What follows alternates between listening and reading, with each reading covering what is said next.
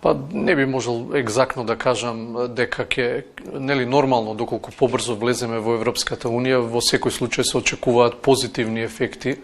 Меѓутоа не очекувам и катаклизмично сценарио и доколку не влеземе утре во Европската унија, ние ќе мораме да продолжиме да живееме и да работиме и можда да се фокусираме и на некои пазари кои помалку сме ги работеле во изминатиот период и да не употребам израз, можда и сме ги запоставиле.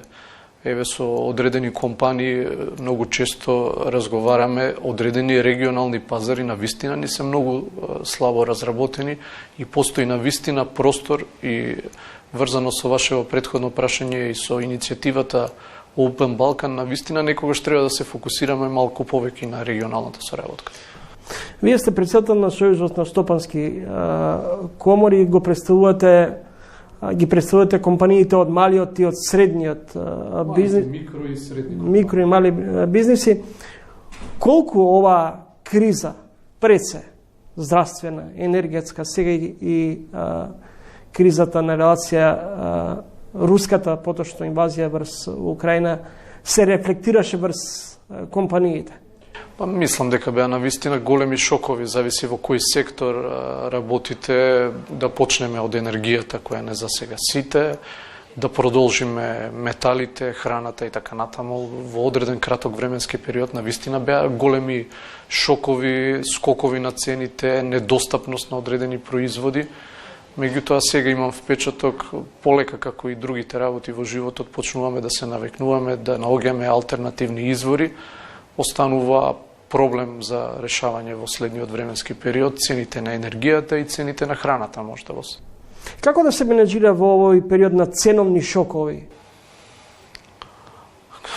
Добро прашање. Едноставно со ладни глави.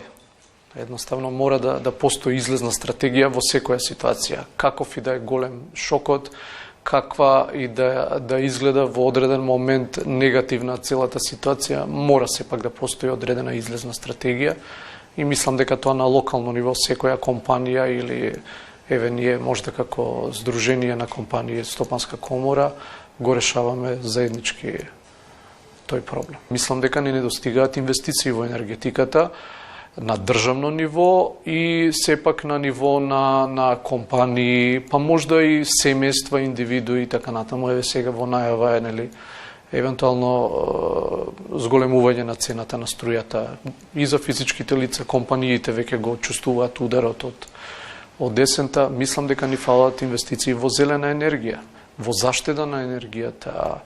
Сега тука најизразено е монтажата на фотоволтаичните панели. Тоа е еден директен начин на кој ќе може да се смалат сметките.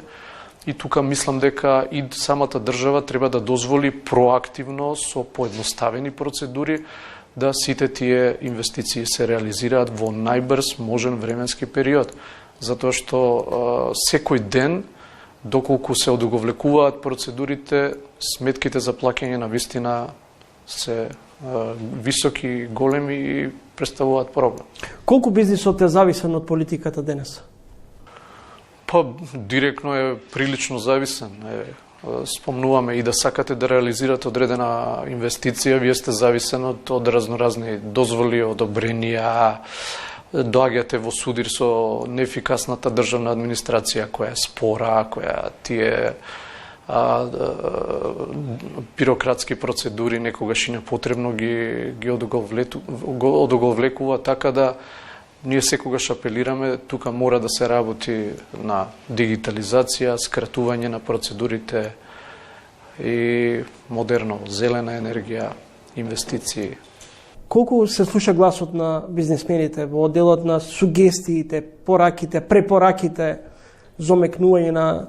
Па мислам дека станува се позначаен, особено доколку доаѓа од реалниот бизнис кој е секојдневно вклучен во тие активности, почнува да се зема навистина во предвид, меѓутоа апелираме на реформи во јавната администрација, се со цел да одредени постапки кои навистина можат да се убрзаат, да се скратат времењата.